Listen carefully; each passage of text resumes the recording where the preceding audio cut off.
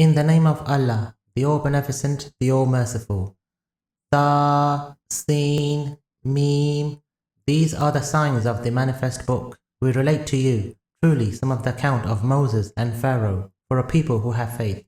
Indeed, Pharaoh tyrannized over the land, reducing its people to factions, abasing one group of them, slaughtering their sons and sparing their women. Indeed, he was one of the agents of corruption.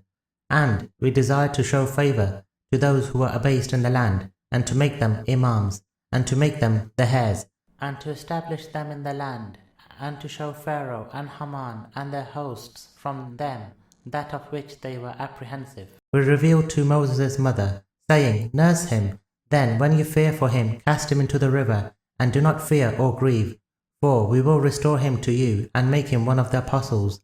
Then Pharaoh's kinsmen picked him up, that he might be of them an enemy and a cause of grief.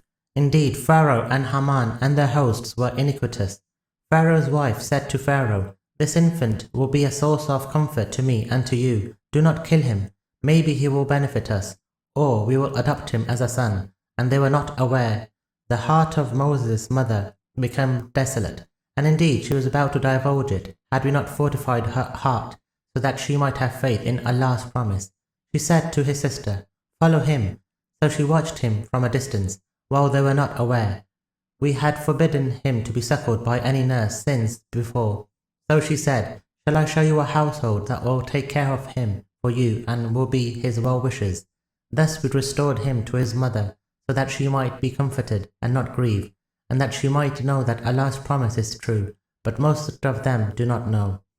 When he came of age and became fully matured, we gave him judgment and knowledge, and thus do we reward the virtuous. One day he entered the city at a time when its people dwelt in distraction. He found there two men fighting, this one from among his followers and that one from his enemies. The one who was from his followers sought his help against him who was from his enemies. So Moses hit him with his fist, whereupon he expired. He said, This is of Satan's doing. Indeed, he is an enemy, manifestly misguiding. He said, My Lord, I have wronged myself. Forgive me. So he forgave him. Indeed, he is the all-forgiving, the all-merciful. He said, My Lord, as you have blessed me, I will never be a supporter of the guilty. He rose at dawn in the city, fearful and vigilant, when behold, the one who had sought his help the day before shouted for his help once again. Moses said to him, You are indeed manifestly perverse. But when he wanted to strike him, who was an enemy of both of them, he said, Moses, do you want to kill me, just like the one you killed yesterday? You just want to be a tyrant in the land, and you do not desire to be of those who bring about reform. And there came a man from the city outskirts, hurrying. He said, Moses, the elite are indeed conspiring to kill you, so leave. I am indeed your well-wisher. So he left the city, fearful and vigilant. He said, My Lord, deliver me from the wrongdoing lot. And when he turned his face toward Midian, he said, Maybe my Lord will show me the right way. When he arrived at the well of Midian, he found there a throng of people watering their flocks, and he found, besides them, two women holding back their flock. He said, What is your business?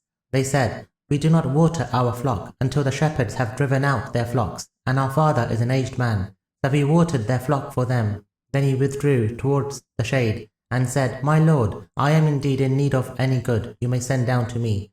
Then one of the two women approached him, walking bashfully. She said, Indeed my father invites you to pay the wages for watering our flock for us.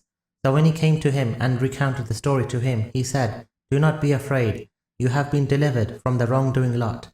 One of the two women said, Father, hire him. Indeed, the best you can hire is a powerful and trustworthy man. He said, Indeed, I desire to marry you to one of these two daughters of mine, on condition that you hire yourself to me for 8 years, and if you complete 10, that will be up to you, and I do not want to be hard on you. God willing, you will find me to be one of the righteous. He said, This will be by consent between you and me. Whichever of the two terms I complete, there shall be no reprisal against me, and Allah is witness over what we say.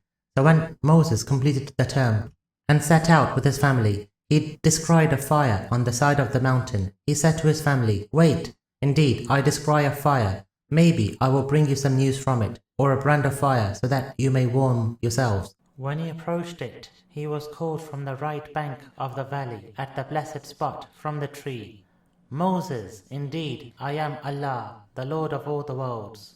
And throw down your staff. And when he saw it wriggling, as if it were a snake, he turned his back to flee without looking back. Moses, come forward, and do not be afraid. Indeed, you are safe. Insert your hand into your bosom. It will emerge white without any fault. And keep your arms drawn in awe to your sides. These shall be 2 proofs from your Lord to Pharaoh and his elite. They are indeed a transgressing lot. He said, My Lord, indeed I have killed one of their men, so I fear they will kill me. Aaron, my brother, he is more eloquent than me in speech, so send him with me as a helper to confirm me, for I fear that they will impugn me. He said, We will strengthen your arm by means of your brother, and invest both of you with such authority that they will not touch you. With the help of our signs, you two, and those who follow the 2 of you, shall be the victors. When Moses brought them our manifest signs, they said, This is nothing but concocted magic. We never heard of such a thing among our forefathers. Moses said, My Lord knows best who brings guidance from him, and in whose favor the outcome of that abode will be. The wrongdoers will not be felicitous. Pharaoh said, O members of the elite, I do not know of any god that you may have other than me. Haman, light for me a fire over clay, and build me a tower, so that I may take a look at Moses' God, and indeed I consider him to be a liar. He and his hosts acted arrogantly in the land unduly, and thought they would not be brought back to us. So we seized him and his hosts, and threw them into the sea. So observe how was the fate of the wrongdoers. We made them leaders who invite to the fire, and on the day of resurrection they will not receive any help. We made a curse pursue them in this world, and on the day of resurrection they will be among the disfigured. Certainly, we gave Moses the book after we had destroyed the former generations as a set of eye-openers for mankind and as guidance and mercy so that they may take admonition. You were not on the western side when we revealed the commandments to Moses, nor were you among the witnesses. But we brought forth other generations, and time took its toll on them, and you did not dwell among the people of Midian, reciting to them our signs. But it is we who are the senders of the apostles, and you were not on the side of the mount when we called out to Moses, but we have sent you as a mercy from your Lord, that you may warn a people to whom there did not come any warner before you, so that they may take admonition. And lest, should an affliction visit them because of what their hands have sent ahead, they should say, Our Lord, why did you not send us an apostle, so that we might have followed your signs and been among the faithful? But when there came to them the truth from us, they said, Why has he not been given the like of what Moses was given? Did they not disbelieve what Moses was given before, and said, 2 magicians abetting each other, and said, Indeed, we disbelieve both of them. Say, then bring some book from Allah, better in guidance than the 2, so that I may follow it, should you be truthful. Then, if they do not respond to your summons, know that they only follow their desires, and who is more astray than him who follows his desires without any guidance from Allah? Indeed, Allah does not guide the wrongdoing lot. Certainly, we have concatenated the word for them so that they may take admonition. Those to whom we gave the book before it are the ones who believe in it, and when it is recited to them, they say, We believe in it. It is indeed the truth from our Lord. Indeed, we were Muslims even before it came. Those who will be given their reward 2 times for their patience. They repel evil conduct with good, and spend out of what we have provided them. And when they hear vain talk, they avoid it, and say, Our deeds belong to us, and your deeds belong to you. Peace be to you. We do not court the ignorant. You cannot guide whomever you wish, but it is Allah who guides whomever He wishes, and He knows best those who are guided. They say, Should we follow the guidance with you? We will be dispossessed of our territory. Did we not establish a secure sanctuary for them, where fruits of all kind are brought as a provision from us? But most of them do not know. How many a town we have destroyed that transgressed in its lifestyle. There lie their dwellings, uninhabited, after them except by a few, and we were the sole inheritors. Your Lord would not destroy the towns until He had raised an apostle in their mother city to recite to them our signs. We would never destroy the towns except when the people were wrongdoers. Whatever things you have been given are only wares of the life of this world and its glitter, and what is with Allah is better and more lasting. Will you not apply reason? Is he to whom we have given a good promise, which he will receive, like him whom we have provided the wares of the life of this world? But who will be arraigned on the day of resurrection? The day he will call out to them and say, "Where are my partners that you used to claim?" Those against whom the word had become due will say, "Our Lord, these are the ones whom we have perverted. We perverted them as we were perverse ourselves. We plead for non-liability before you. It was not us that they worshipped." It will be said, "Invoke your partners." So they will invoke them, but they will not respond to them, and they will cite the punishment, wishing they had followed guidance. The day he will call out to them and say, "What response did you give to the apostles?" The news that day shall be blacked out for them, so they will not question one another. As for him who repents and develops faith and acts righteously, maybe he will be among the felicitous. Your Lord creates whatever he wishes and chooses. They have no choice. Immaculate is Allah, and exalted above having any partners they ascribe to him. Your Lord knows whatever their breasts conceal and whatever they disclose. He is Allah, there is no God except him. All praise belongs to him, in this world and the hereafter. All judgment belongs to him, and to him you will be brought back. Say, tell me, if Allah were to make the night perpetual over you until the day of resurrection, what God other than Allah could bring you light? Will you not then listen? Say, tell me, if Allah were to make the day perpetual over you until the day of resurrection, what God other than Allah could bring you night wherein you could rest? Will you not then perceive? Out of his mercy he has made for you the night and the day, that you may rest therein, and that you may seek from his grace, and so that you may give thanks. The day he will call out to them and say, "Where are my partners that you used to claim?" We shall draw from every nation a witness and say, "Produce your evidence."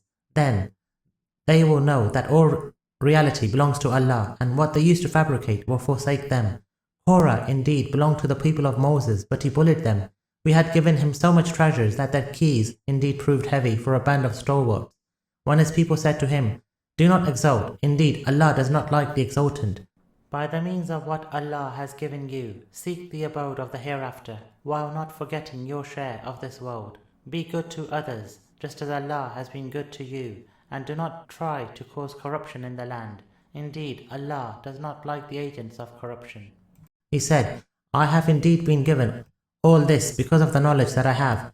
Did he not know that Allah had already destroyed before him some of the generations who were more powerful than him and greater in amassing wealth? The guilty will not be questioned about their sins.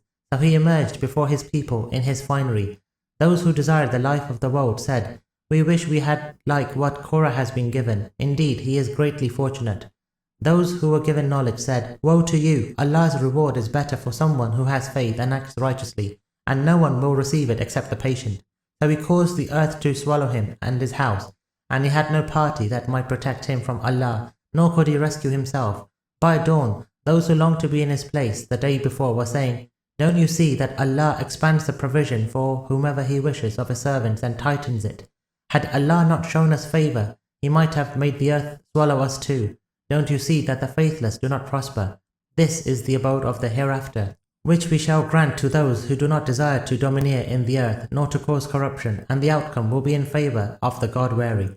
Whoever brings virtue shall receive a reward better than it, but whoever brings vice, those who commit misdeeds shall not be requited except for what they used to do. Indeed, he who has revealed to you the Quran will surely restore you to the place of return. Say, my Lord knows best him who brings guidance and him who is in manifest error. You did not expect that the book would be delivered to you, but it was a mercy from your Lord, so do not be ever an advocate of the faithless. Do not ever let them bar you from Allah's signs after they have been sent down to you. Invite to your Lord, and never be one of the polytheists. And do not invoke another God besides Allah. There is no God except him. Everything is to perish except his face. All judgment belongs to him, and to him you will be brought back.